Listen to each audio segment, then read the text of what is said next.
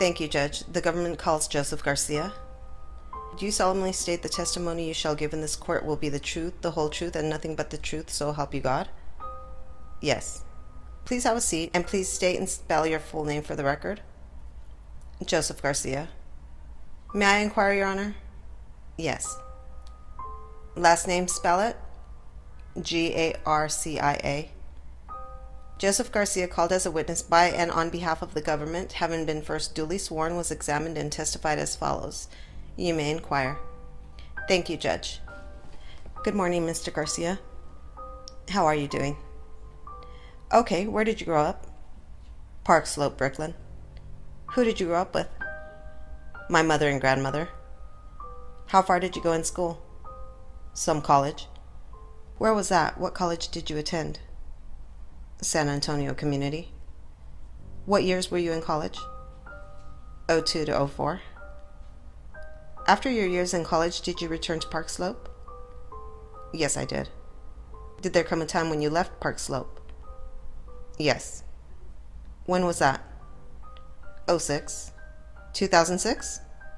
Yes. And where did you go? I went to Gowanus. When you say Gowanus, what are you referring to? Gowanus Projects. And where specifically in the Gowanus Projects did you move to? 423 Baltic. And what brought you to 423 Baltic? My aunt lives down there. Where exactly? 77B. That's an apartment in 423 Baltic? Correct. What was your aunt's name? Virginia Olmsted.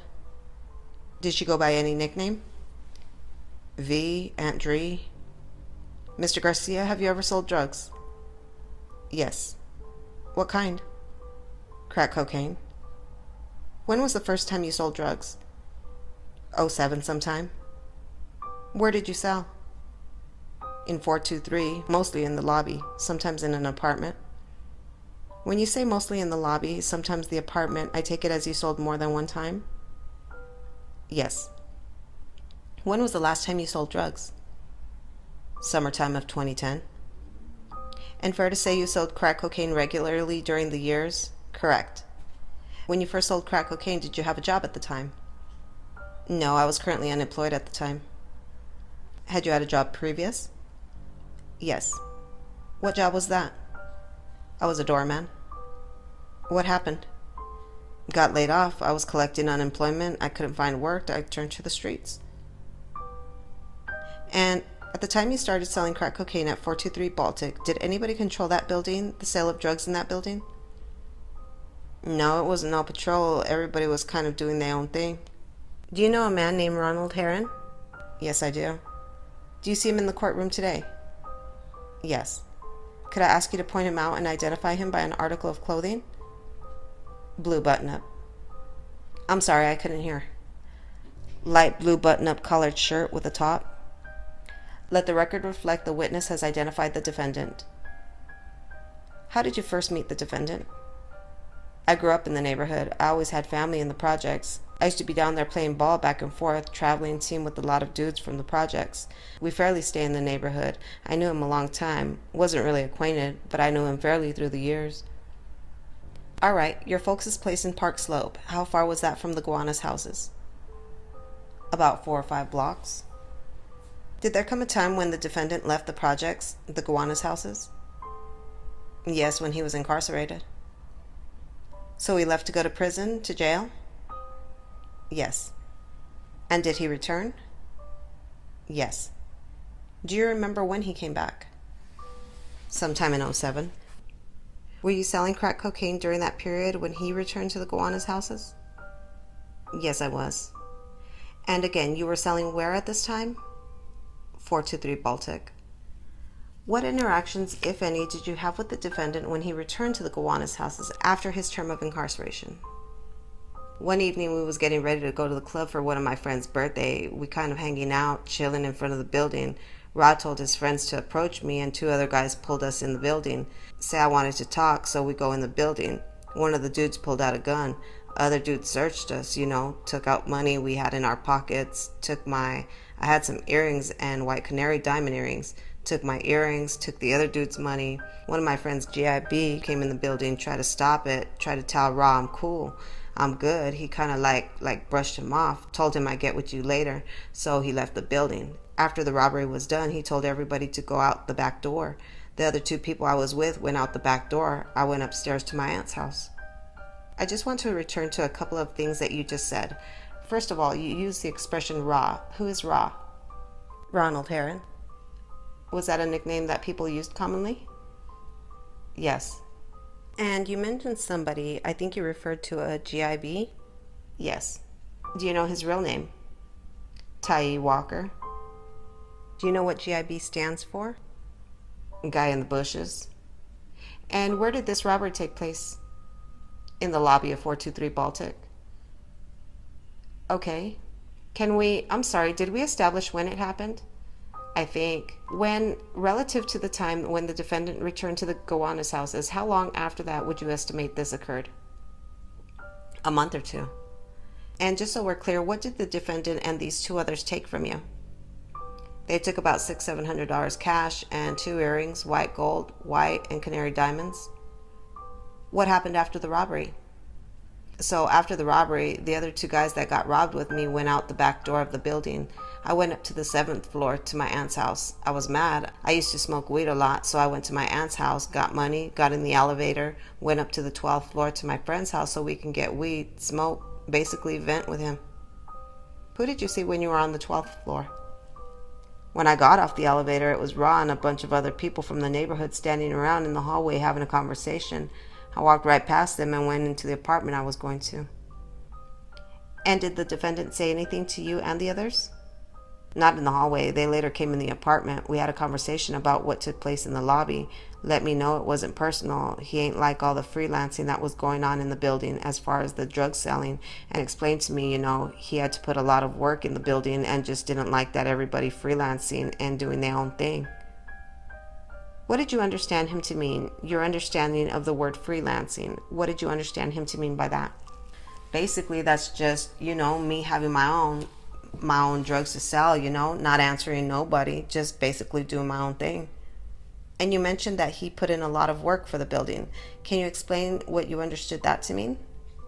Whatever it is that, people got to do to have a territory in the project, beat somebody up, whatever it comes to. After that interaction that you've just described, when was the next time that you came into contact with the defendant? Maybe like a week or 2 later. After the whole interaction, I was kind of staying away from the lobby as far as me just being down there all day like I usually be selling, because of the interaction we had prior. So it was a young boy in the building that used to be down that used to sell for me. I used to give him the drugs and let him sell. Heron sees him in the building. He asked him where he'd get the drugs from. He told him he'd get them from me. He came and knocked on my aunt's door one morning. I'm getting my son ready for school. I come in the hallway. He see I'm kind of busy, so he says he'll see me when I come back from dropping off my son to school. He goes down the exit and goes downstairs. And when you did, you leave for school with your son? Yes, I walked out of the building. I walked past Heron and another associate. I took my son up to school, and I didn't even come back to the projects. Right after that, I actually went up to my old neighborhood on St. John's. As you were leaving the building with your son, what, if anything, did you observe? Heron and other associates was kind of standing off to the side, having a conversation amongst themselves. I didn't hear what they was talking about, but... Do you know the name of that associate? Yes, Astro. Was it significant to you to see those 2 outside the building as you were with your son? Objection. Sustained. What, if anything, significant did the presence of those individuals have as you left the building? Objection.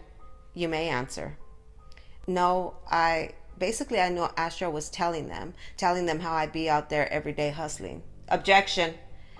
I figured he was more or less just letting them know who I was, who my family was. I believe there was an objection. I'm going to sustain the objection. The jury will disregard the answer. Mr. Garcia, did you return? I believe you testified that you didn't return to that area for a period of time after this interaction? Correct. And why was that? I didn't want to deal with all the extras, I wasn't trying to die or kill nobody over a building, make a couple of dollars. I was just trying to get some free money like everybody else was. Did there come a time when you did return to the Guana's houses to sell crack cocaine?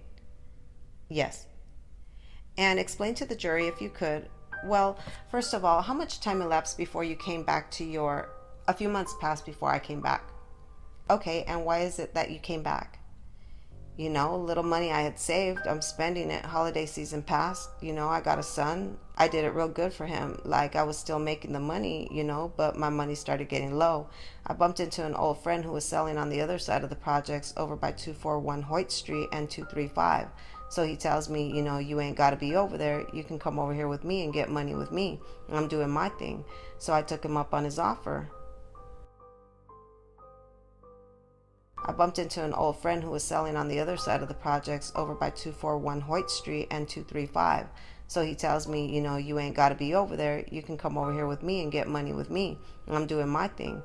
So I took him up on his offer. What was the name of that friend? Local. I'm going to show you.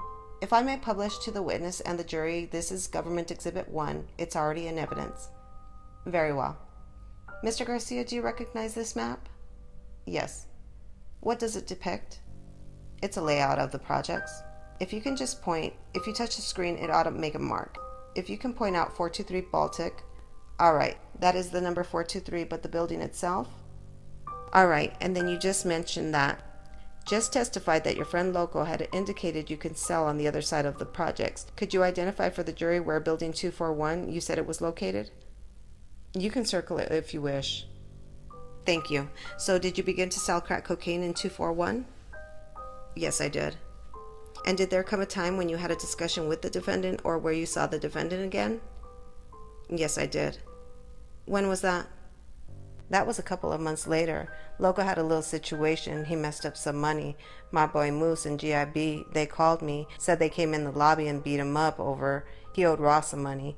Me not wanting to be a part of that situation with the money problems, when I see Raw, I approached him and told him I'd rather deal with him myself instead of going through somebody, and he didn't have a problem with it, and I've been dealing with him ever since. Did you have any understanding about where Loco was getting his drugs? One day we was up in the apartment and Raw came upstairs. Objection! Overruled. So I guess the first question is, did you have an understanding about where Loco was getting his drugs? Not at first.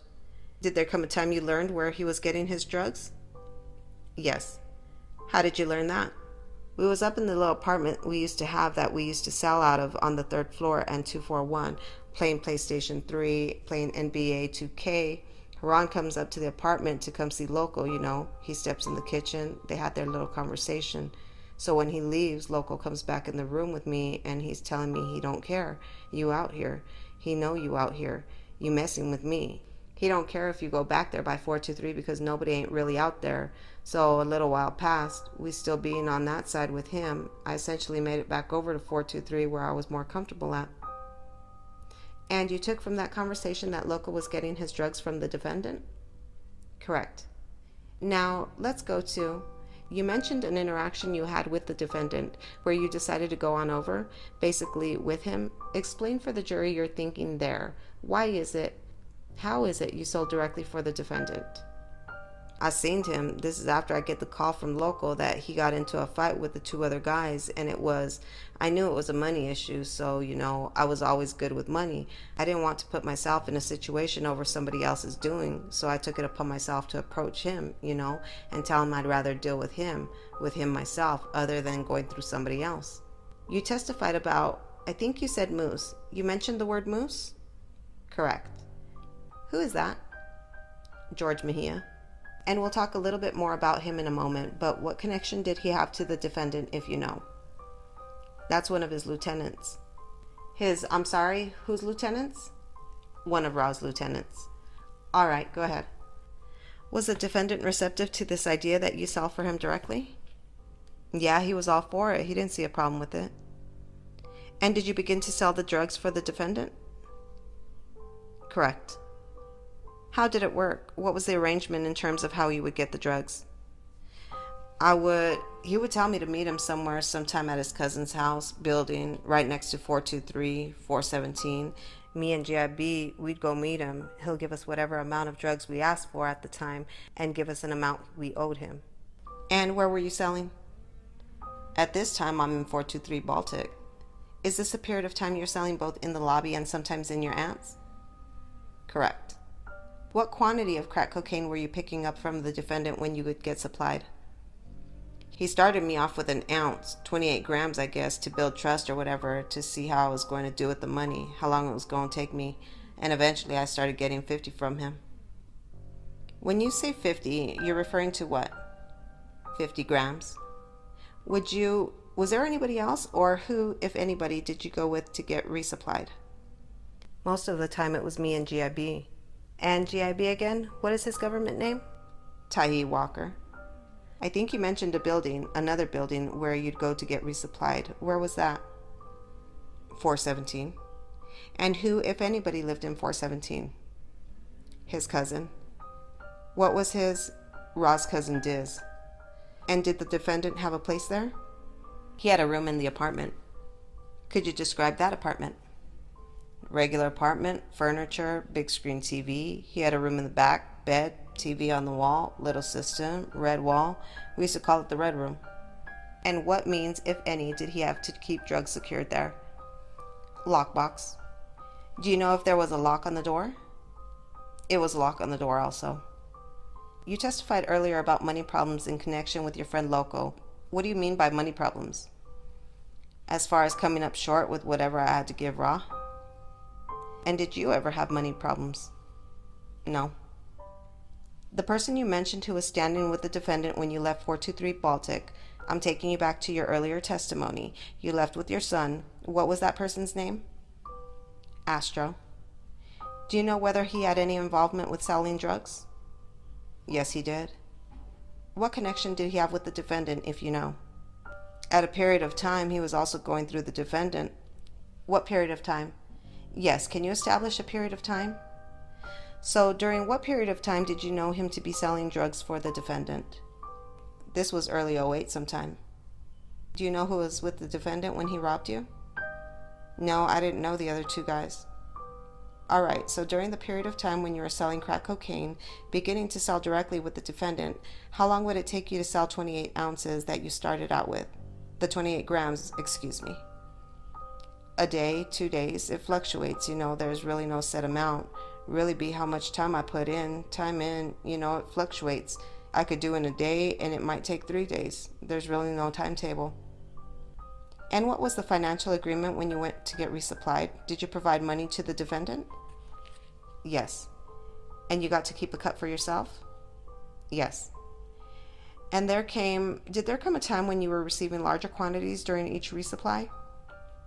Yes, the 28 didn't last for that long. I guess, it was too many interactions. It was a lot. It was fairly a nice amount of money coming through at that time, so we was kind of getting rid of the drugs pretty fast. So we started getting 50, so I didn't have to, have too many interactions with him as far as transferring drugs from buildings. Objection to the time the witness is testifying about? All right. To the best of your recollection, when did you start to receive larger quantities, the 50 grams? Middle of '08 sometime, maybe summertime.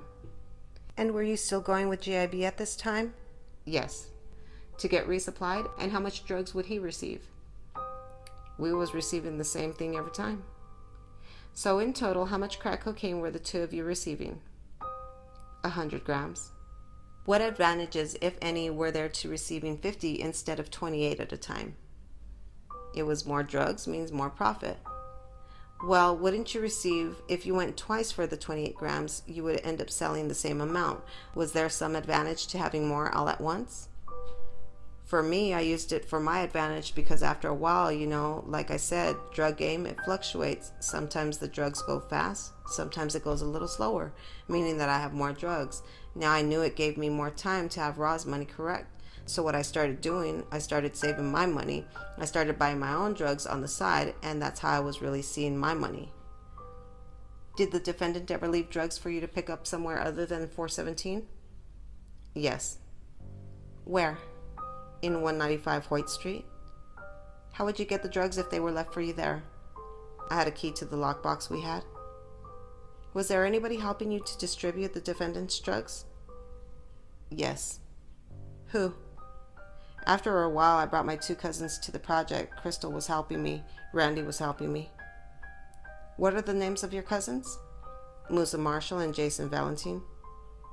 And your aunt, is this the same aunt you were testifying about earlier? Yes. And you said the name Crystal. Who is Crystal? Crystal is one of my co-defendants. What's her full name, if you know? I don't remember her last name.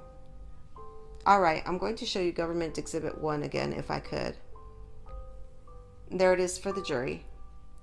You identified 423 earlier. 417, where the defendant had the red room. Where's that building? If you can just show the numbers to the jury. Mr. Garcia, could people who are not affiliated with the defendant sell drugs in 423 Baltic? No, not at all. And what would happen to them if they did? Any type of bodily harm, to be honest. I couldn't tell you what would happen because nobody crossed that line. Mr. Garcia, could people who are not affiliated with the defendant sell drugs in 423 Baltic? No, not at all.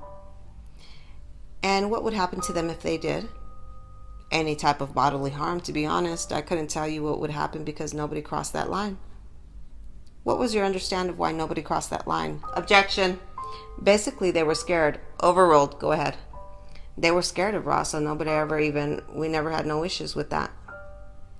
Have you heard the phrase murderous mad dogs? Yes. What does that phrase mean? What is that?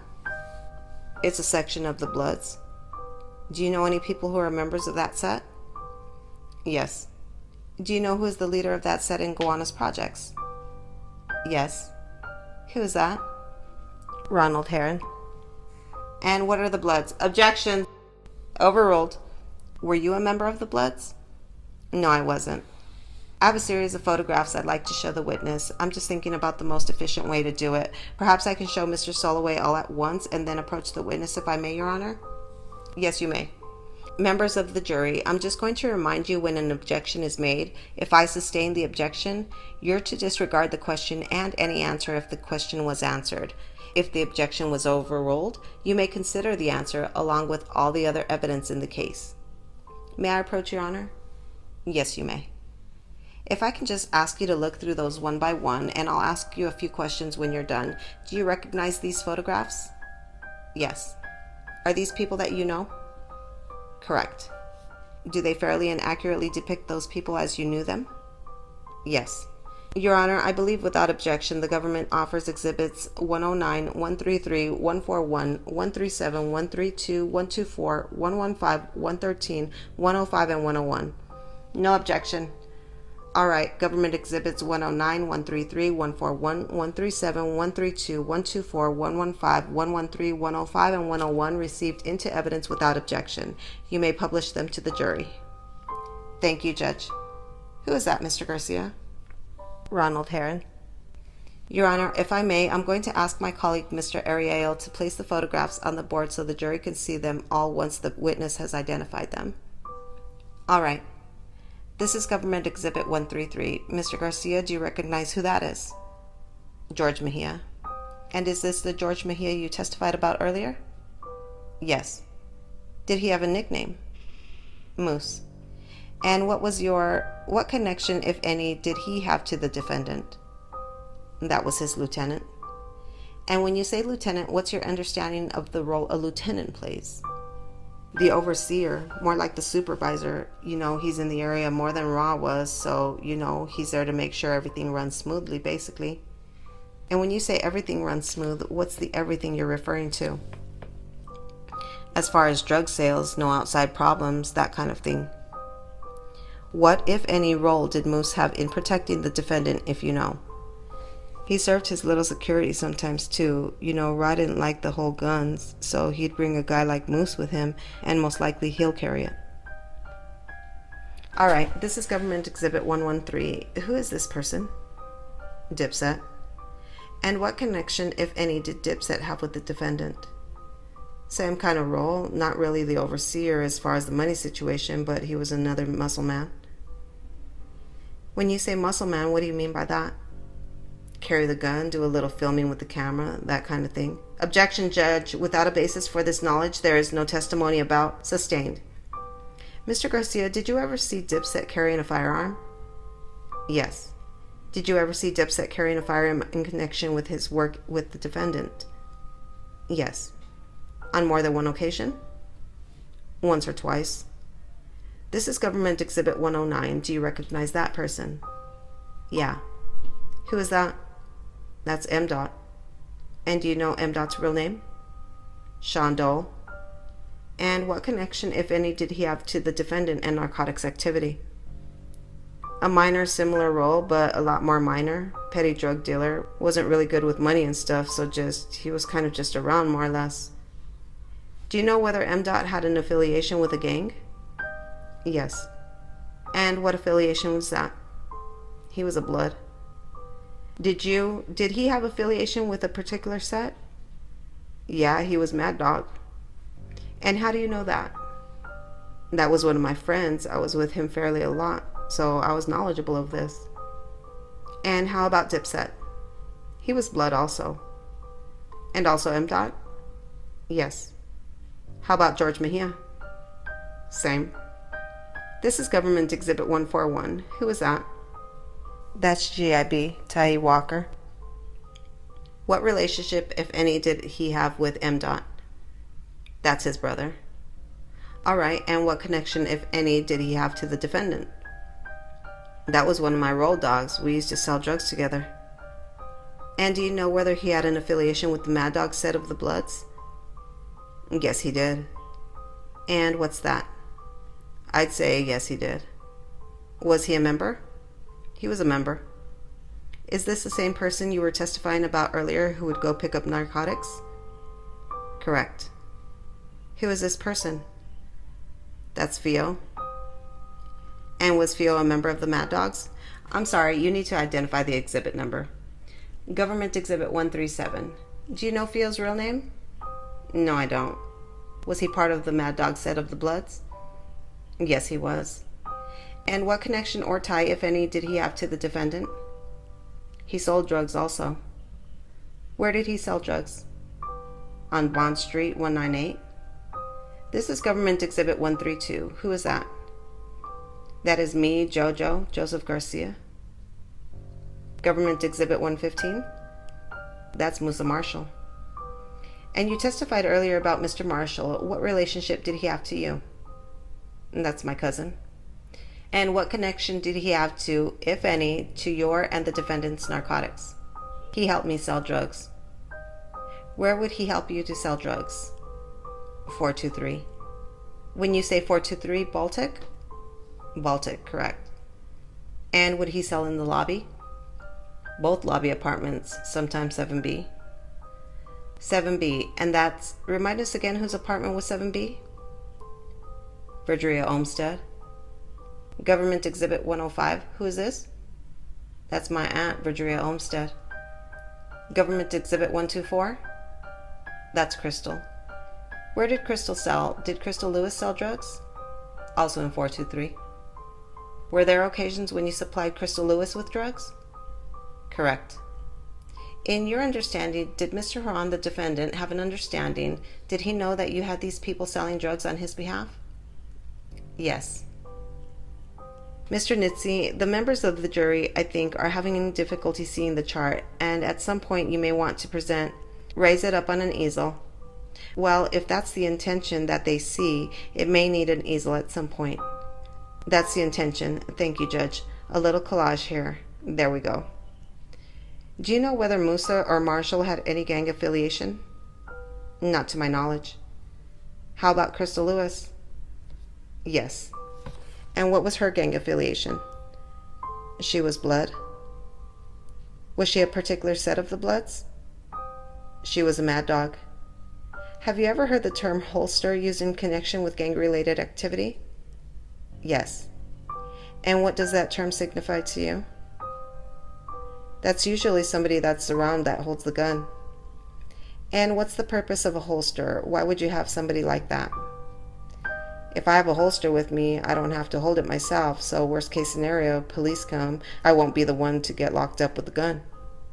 And who, if anyone, on this board did you know to serve as a holster? M. Dot was a holster, Dipset was a holster, you could say Moose was a holster too. Did you ever know Crystal Lewis to carry a gun? Yes. What kind of gun did she carry, if you know? Small caliber gun. She would have it in her purse. Were you ever present when that gun was fired? Yes. Where were you? On the roof of 423. And who fired the gun? Dipset. How is it that Dipset came to be in possession of that gun? One day Crystal came up to the apartments, 7B, Baltic. She didn't want to stand in the lobby with the gun, so she told me to hold it for her. I held it for her. She went downstairs to do her thing. A little while, a couple hours passed. Dipset comes upstairs, came to the apartment, come chill, hang out with me, smoking weed, playing video game, and he said Crystal said to give him the gun, so I gave it to him. And what, if anything, happened to Dipset in the days following that use of the firearm on the roof? He eventually got arrested. Do you know how long after it was? Maybe a week, couple days. You mentioned that Moose, you knew Moose also to be a holster. Did you ever see Moose with a firearm? Correct. When did you see him with a firearm? Withdrawn.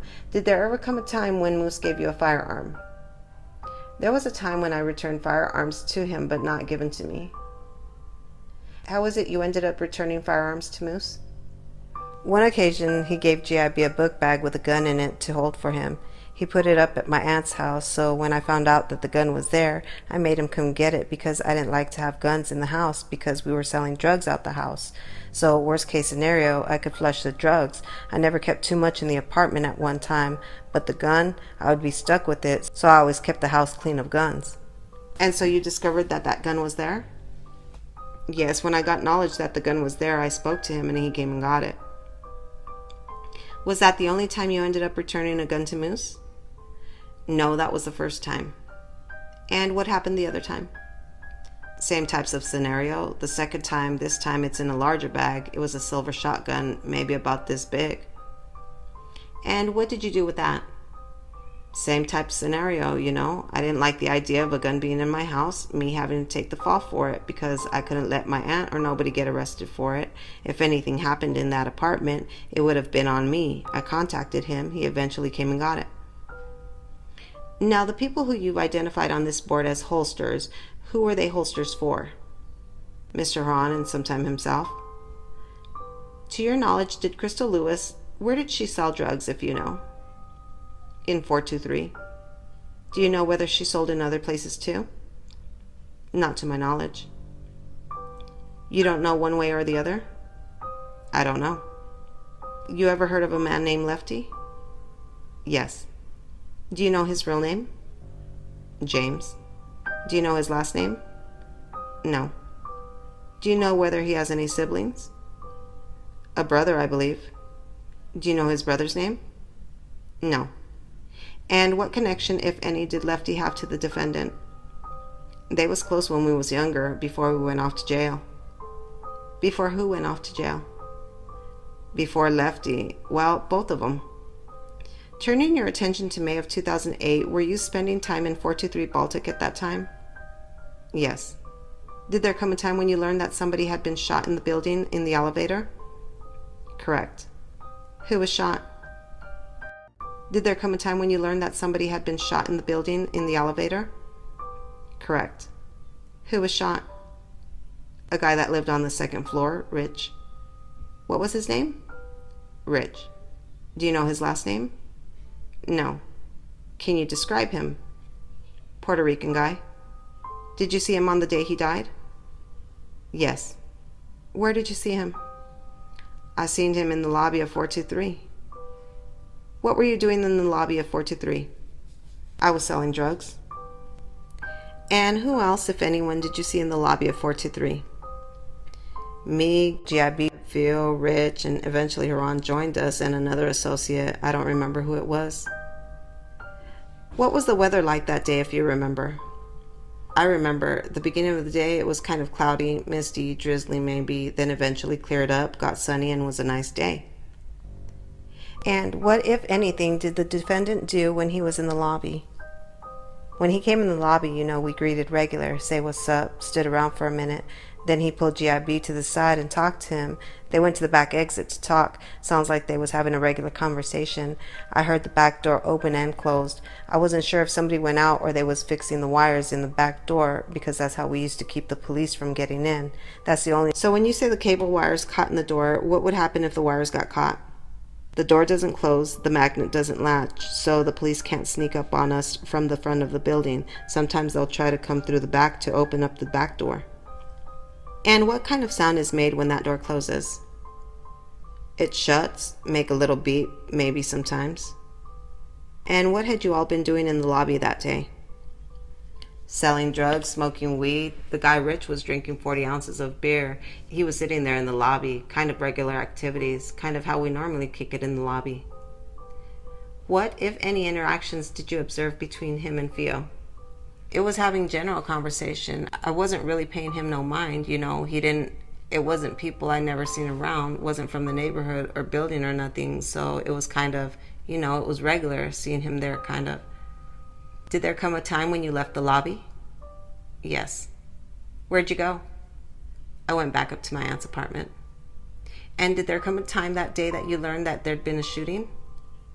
Yes. How is it that you learned that? First, 2 crackheads knocked on my aunt's door, and one told me the other went in a guy's pocket while he was shot in the elevator. So after me kicking him out the apartment, me and my little cousin, we come in the hallway. I'm looking out the window of the 7th floor, and it's when the police is arriving and stuff. Eventually catch the crackhead coming out the door, search him, put him in the car. Ambulance, the fire trucks, and everybody is pulling up. They eventually make their way in the building, going door to door, asking anybody if they heard or seen anything, and that basically stamped that what the guy told me was true. Did you ever have any conversation with the defendant about the shooting? Yes. When was that? Later on that day, or maybe the next daytime, not sure. Tell us about that conversation. Conversation was pretty casual, you know. He was just telling me to take it easy. It was going to be a heavy police presence due to the homicide, not to worry about moving the product and stuff, just relax, let everything cool down, and that was pretty much the conversation. When you say moving the product, just to be clear, what are we talking about? The drugs, the crack?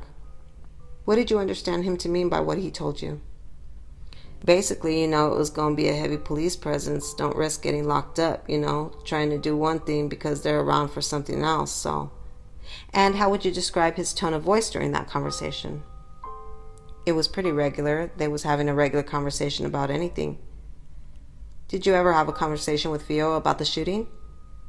Yes. When was that, if you recall? A couple weeks later. And what, if anything, did he say to you?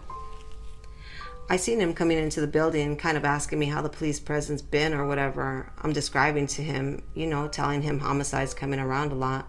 Sometimes the blue and whites park in front of the building, kind of slowing our little thing we got going up.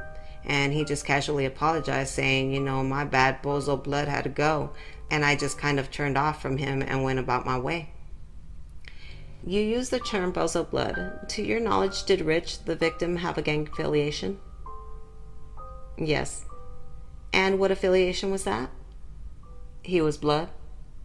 How do you know that? I used to see him with his red flag on his head and in his pocket. What, if anything, did you understand him to mean by bozo blood had to go?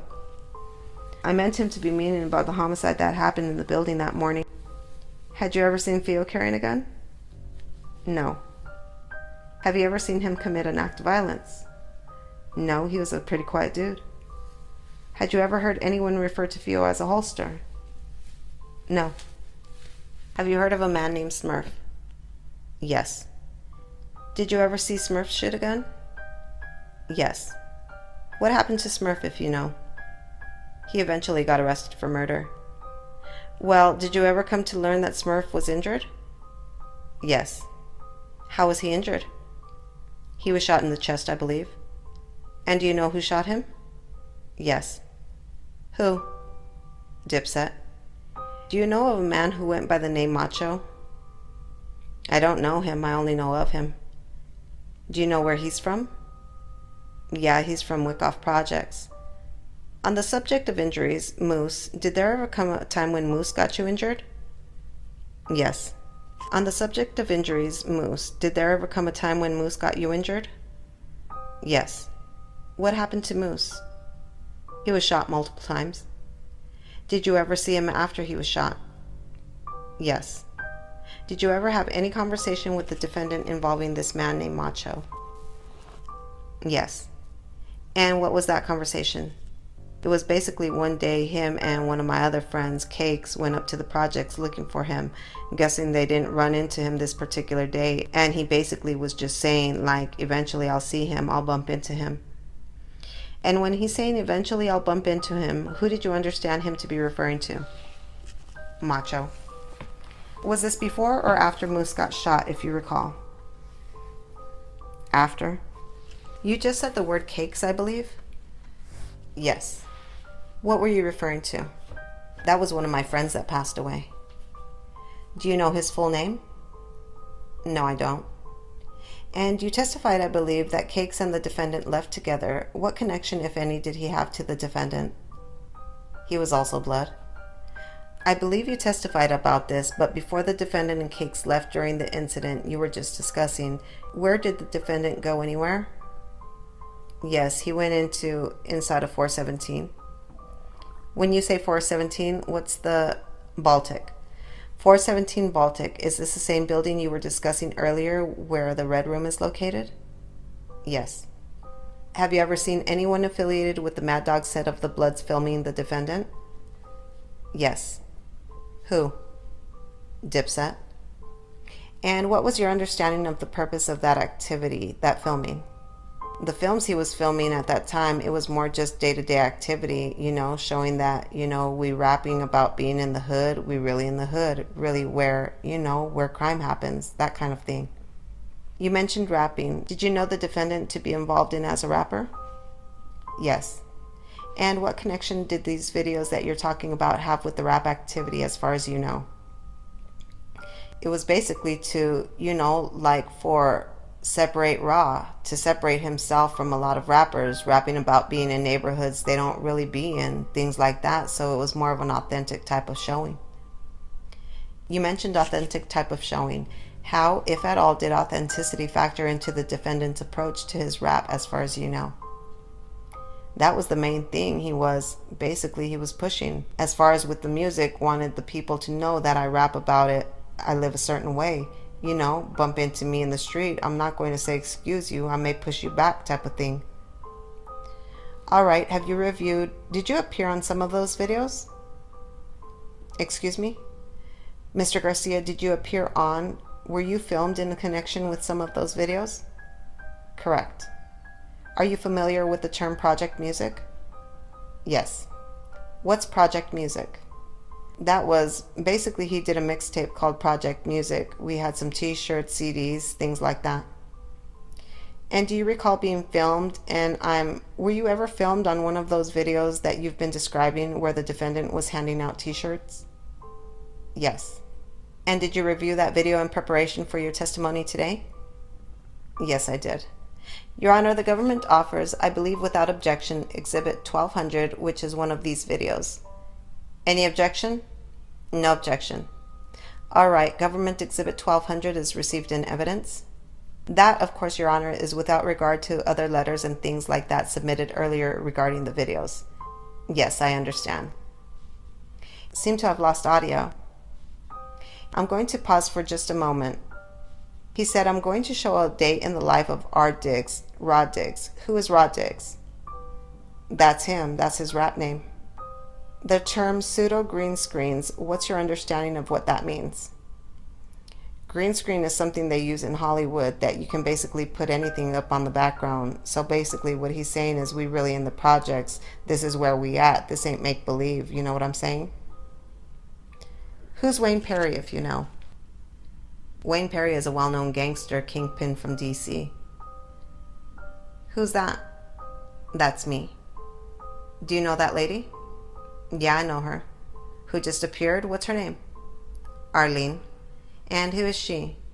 She's a customer, a crackhead from the neighborhood. Have you ever sold crack cocaine to her? Many times. I'm sorry?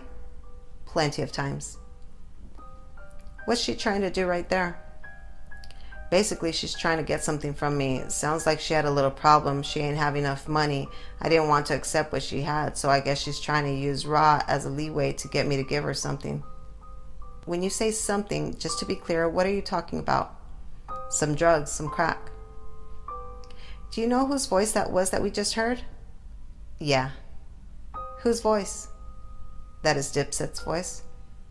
What's he doing at the time, this time? He's filming. He's filming the whole thing. When he said that's good money right there, what's your understanding of what he means? He's basically saying the timing of her coming out in the building, helped us capture a moment like that we was trying to capture to show we really were, people making drug money. We really in the hood. That's where we at. During this time period, was this filmed during a period of time you were selling drugs? Yes. And who were you selling them for? Mr. Huron. You can turn off the monitor if you could. Do you know, as you sit here, whether the government is going to be writing you a 5K1 letter? No, I'm not sure. In the event that the government finds that you violated the terms of your agreement, what can the government do? Well, they can rip up my agreement. And if the government decided to rip up your agreement, are you able to withdraw your guilty plea? No, I can't. In the event you don't receive that 5K1 letter, you'd face a mandatory minimum sentence of 15 years in prison? That's correct. Can I have a brief moment, Judge? Yes, you may. No further questions, Your Honor. Mr. Garcia, my name is Robert Soloway. I represent Ronald Heron. How you doing? So, Mr. Garcia, you said that you are a person who grew up in something you identified you called Park Slope, right? Correct. That's a neighborhood in Brooklyn, right? Correct. And is it fair to say that you graduated high school? Yes. You went to college for some period of time, right? Correct. Up in California? Correct. You were out in California in college. You were playing basketball, right? Correct. Going to school, right? Going to classes? Correct. And that was a junior college, right? Yes. And you didn't finish college, right? No. And you mentioned that there was a time period when you said collecting unemployment? That's correct. When was that? That was between 05 to 07. You had a job at some point, right? Yes. That's why you were able to collect unemployment? That's right. Was the job you had something to do with a doorman in Carroll Gardens? That's correct. Not Carroll Gardens. It was actually, I believe that's Park Slope. It was up on Park West. So you were a doorman in a building not in Carroll Gardens, but in Park Slope? Yes. How long did you have that job? Close to a year. And when you had that job, were you in the union? It wasn't a union. So you didn't have a union job, but you were a doorman working in a building in Park Slope? Excuse me? You were a doorman, not in a union, working in a building in Park Slope? Correct. And when you came to Gogowana sometime in 2006, 2007 to stay at the apartment of your aunt, Verdria Olmsted, that's when you started to sell crack cocaine, right? That's correct. And she was a drug user, lived in apartment 7B, right? That's correct. And she also sold crack cocaine herself, right? That's correct. And in this particular case, well, what happened that stopped you from continuing to work as a doorman? Actually, I was let go from the job. Okay, and when you were at your aunt's house, your aunt's apartment in 2006-2007 period, were you actually living in your Aunt Verdria's apartment? Off and on, that was like a stop-off point for me, between there and going all the way to Queens to my father's house. Like I said, I was right from the neighborhood, so sometimes I still hanged around up there. Instead of getting on the train and going all the way to Queens, I could just stay at my aunt's house. That apartment was kind of the central location that you used for the purpose of your drug selling operation. Not that you sold drugs always from that apartment, but that's the apartment that you used and your cousin used and these other people used to sell drugs from, right? Correct. Now, you said that, so this was a decision that you made after graduating from high school, after going to college, After working as a doorman for a period of time, you made a decision in your life to stop moving in that direction and to start selling crack to make money, right? That's correct. And that's a decision that you made, right? Correct. That's not a decision that Ronald Heron made for you, right? That's correct. That's not a decision that Ronald Heron ordered you to make, right? That's correct. That's a decision that you made, right? Yes. And you were selling crack, I think you said around sometime, you started selling crack sometime around 2006, didn't you? No, 2007. Now, one of the things that happened in connection with your being arrested in this particular case is that you made a decision at some point that you were going to try to cooperate with the government, right?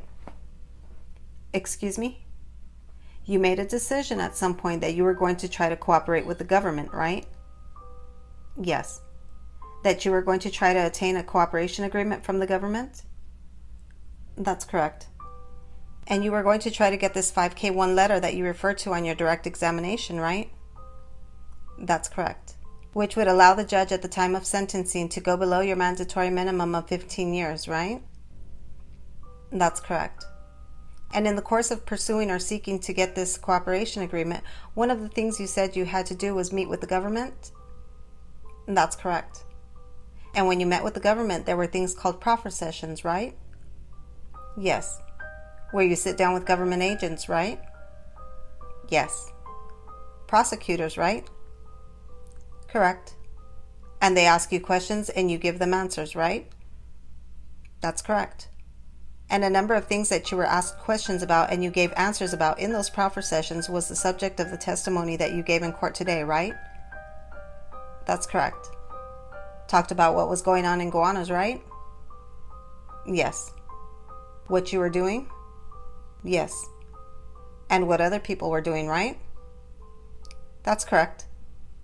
Now, when you were meeting, some of these things they asked you about was when you started selling drugs? Right, that's correct. And you said today that you started selling drugs in 2007? That's correct. Now, we can agree that you said you started selling drugs prior to the time that Ronald Heron got out of prison you referred to, right? That's correct. So when you started selling drugs in Gowanus, Ronald Heron was not even on the street at the time, right? That's correct. And he wasn't on the street for a while, right? I didn't know at the time, but yes, that's correct. And during the time that he wasn't on the street and you were in Gowanus, you were selling drugs out of 7B, crack cocaine, right? That's correct. Now, when you met with the government, one, isn't it fair to say that one of the things that you were asked is when it is that you started selling crack cocaine in Gowanus out of 7B? Yes. And didn't you tell the agents and prosecutors that you were meeting with that you started selling crack cocaine around late 2006 or early 2007? It's possible. Now, in this case, Mr. Garcia, you get arrested sometime around December of 2010, right? Yes. And what were you doing between October 2010 and December 2010 when you get arrested? Staying at my cousin's house in Jersey. And why were you doing that? Because I'm on the run from the law. I see. And why is it that you are on the run from the law? Because they had a federal indictment with my name on it for selling drugs? And that's something that you became aware of starting in October of 2010, right? That's correct. And that includes your cousin who you referred to, Musa Marshall, right? That's correct. And it includes other people, including not Ronald Heron, right? That's correct. And when you know that, right? You learned that? Yes. And so you said that what you do is that you run away to try and hide in New Jersey, right? That's correct. How does it come about that you get arrested? I get arrested coming from my father's house in Queens. Okay, and where are you when you get arrested coming from your father's house in Queens? I'm walking right out of his apartment building. And when you're walking out of his apartment building that day, where are you going? Actually, I was getting ready to pick up my son from school. So you weren't getting ready to go to the police station to surrender? No. But the police found you and arrested you despite the fact that you were trying to hide from them, right? That's correct. Now, I want to ask you some questions about that day that you talked about with respect to the killing of this guy, Richie. I'm directing your attention to that. All right. Now, I want to ask you questions about what you remember seeing and hearing that day, okay? Okay. And this fellow Richie, he's not really someone that you personally saw around much, right? That's correct. And the day comes when you described how Richie gets killed, right? Yes. And at the time that he gets killed, you're up, you think, on the 7th floor of 423 Baltic, right? That's correct. And you hear a gunshot, right? What I learned was a gunshot. Okay, and again, at the time when you hear that gunshot, you're on the 7th floor of 423 Baltic, right? Yes. And are you actually in the apartment B of your Aunt Verdria Olmsted? Yes. And that day before you're in the apartment with your aunt's apartment and you hear what you learn later maybe is a gunshot, you said that you were downstairs in the area of the lobby of 423 Baltic, right? That's correct. And that day, there comes a time that you're with this fellow that you identified or you referred to as GIB, right? Correct. Guy in the bushes, that's his nickname, right? That's correct. He's Tyee Walker, right? Yes. He's a friend of yours, right? Yes. Is it fair to say that day you're in the lobby that day with Tyee Walker, right? Yes. This is the day that Richie is murdered, right? Yes. And when you're with Tyee Walker in the lobby, this is before Richie is murdered, right? Yes. And is it correct that while you're there with Tyee Walker, you see Ronald Heron and Feo enter the lobby together at some point? No. No? Remember we were talking earlier about those sessions that you have, meeting sessions with the government? We're talking about those. You remember that, right? Yes. And in your particular case, these sessions occurred in the period of time both before you pled guilty on your case and sometime after the period when you pled guilty, right? That's correct. And you met with the government before you pled guilty several times, right? That's correct. Now, you remember exactly how many times you met with the government? No, I'm not sure. Do you remember if it was once? It was a few times. More than once, right? Yes. Would it be maybe 4 or 5 times, something like that? It's safe to say that. And one of the meetings that you had, now you were arrested in December, right, of 2010? Yes. And you started to proffer or meet with the government about a month later in January of 2011, right? I'm not sure when I started meeting with the government. I'm going to just show JG2 too. If I can just show it to Mr. Garcia, Your Honor? Go ahead, it's up. I can just bring it up and show it to him. Hold on, just hold on a minute, okay? You can show it to him on the screen. Showing you what's marked for identification, marked as 3500 JG2. Mr. Garcia, can you see that on your screen? Yes. Okay, and I'm just going to ask you if you read the first sentence of that particular document and tell me when you're finished. On January? Don't read it out loud. Read it to yourself. All right. Okay, does that document refresh your recollection as to when that is the month you started talking to the government, meeting with them in these proffers? Yes. And what month was that? In January. So about a month after you got arrested, you started meeting with the government, right? That's correct. Now, my question for you earlier was whether or not you see, when you were in the lobby with Tyee Walker, at some point Ronald Heron and Feo enter the lobby together, and you said that didn't happen, right? I didn't say they entered together. Okay, do you see them both enter the lobby at some point? Yes. Okay. So what you're saying then is that Heron and Feo both came into the lobby while you were in there with GIB, but they did not come in together, just so I'm clear? Yes. So that's right? Yes, to my remembrance, yes. Again, so you're with GIB, and how many other people were there at this particular time, and who are they? At this particular time, me, Rich, GIB, another associate, and I can't remember who it was, and Ra into the building. Okay, and you said that there comes a time while you're in the lobby with all these people that you remember seeing GIB and Ronald Heron go into a back staircase you referred to, or that area, right? Correct. And you don't go into the back staircase, right? No. And then does GIB come out of that staircase at some point? Yes.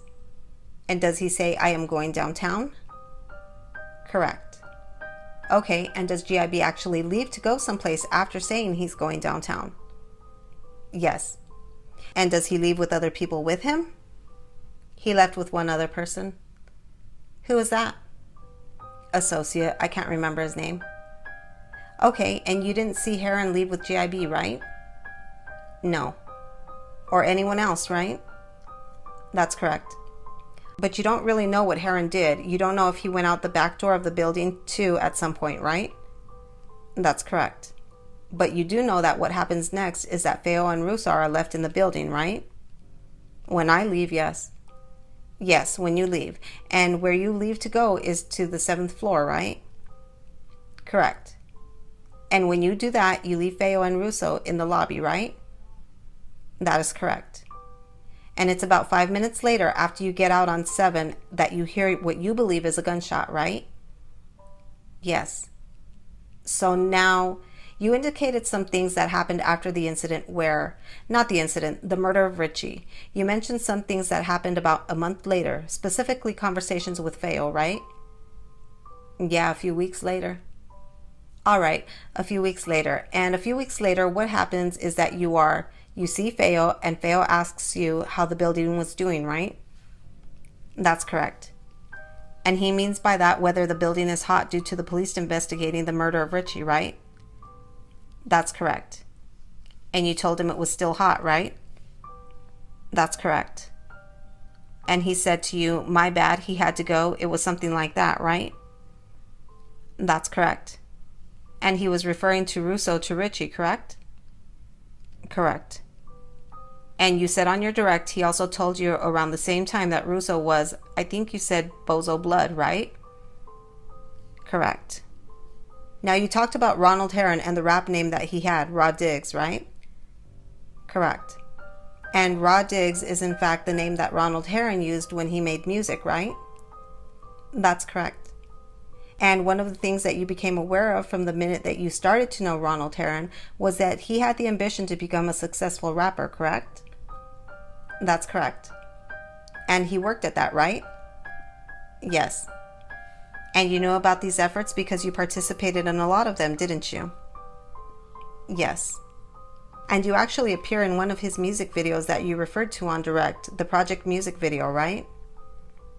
Correct. And that was a music video filmed in an apartment building in Gowanus, right? Correct. In which you appear. That's correct.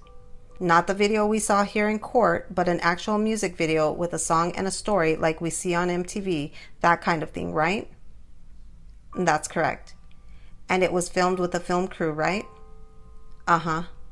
You have to say yes or no. Yes. There was a specific person there directing this particular music video, right? Correct. His name was Jeffrey Cobelli. Do you remember him? I don't recall who was directing it. Okay, I'm going to show you a picture. Objection, Your Honor. May we approach? Well, actually, this would be a good moment to take our morning break. At this time, we'll take a 10-minute break. I also have a brief other matter having nothing to do with this case that's scheduled. So we'll take 10 minutes now. All rise for the jury. All right, everyone may be seated. The witness may stand down. Do not discuss this case with anyone.